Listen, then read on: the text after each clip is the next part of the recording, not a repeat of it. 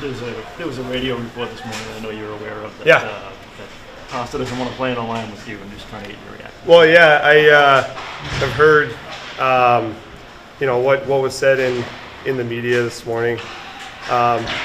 It's unfortunate. I know reporters have a job to do, and that job is to report on the team, and usually you try to be fact-based. But when there's just blatant lies told in the media, that's where there's a problem. And the fact that this guy has a platform and he's just making stuff up is embarrassing.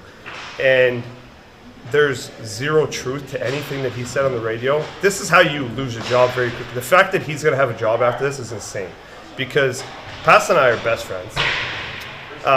We've had an incredibly close relationship for a long time. The only reason we don't play together is so that we can spread depth throughout the lineup. There's zero truth to him being a problem in the room. He's one of the most loved guys in the room. There's zero issues in the room at all. And the fact that they say that he's in the center of anything is a completely fabricated lie. So this guy has zero merit to anything he's saying. It's very frustrating, because this is what happens. Obviously, we have not pulled our weight this year. We have not had the season that we've wanted to have. But I'm not going to let some random guy come in the media and just spit absolute nonsense. And so, I mean, from this point forward, this guy has zero credibility.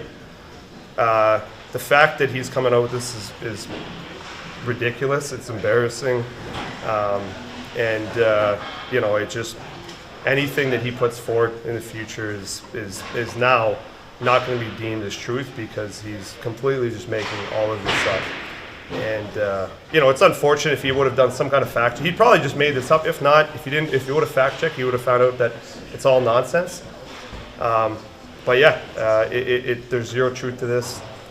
It's ridiculous that now that we even have to address it. I wasn't going to address it. I wasn't going to talk about it, but I'm not going to let it become something that it's not. So this guy can go pound sand, go back to the closet where no one knew where he was before, and report on nothing, because that's what he's going to be doing after this. Brad, just a quick follow-up to that. Stuff is said all the time on social media and to the media. Why was it important for you to... Yeah, I don't care about what people say on social media.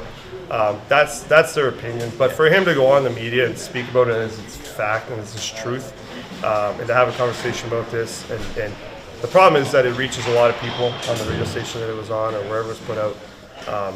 And it's not going to become a story, because it's not what's going on. And if there are issues that need to be dealt with, we would deal with them internally. But that's not the case in this situation. Yeah, there's things that we need to fix, and there's things that we need to improve moving forward. But that's not one of them. When you become aware of something like that, do you go to David and say, "Hey, this is"? Yeah, we laughed about it. We had a really good laugh about it. We've been making fun of each other all day on the ice. He even came with me after practice. We were playing a keep-away drill. He said, "You came after my puck, and then you realized that there's a story out there, so you turned away, went the other way."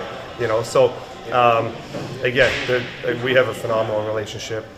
Our wives, our kids have great relationships. So we have no issues laughing about that and then putting this to bed.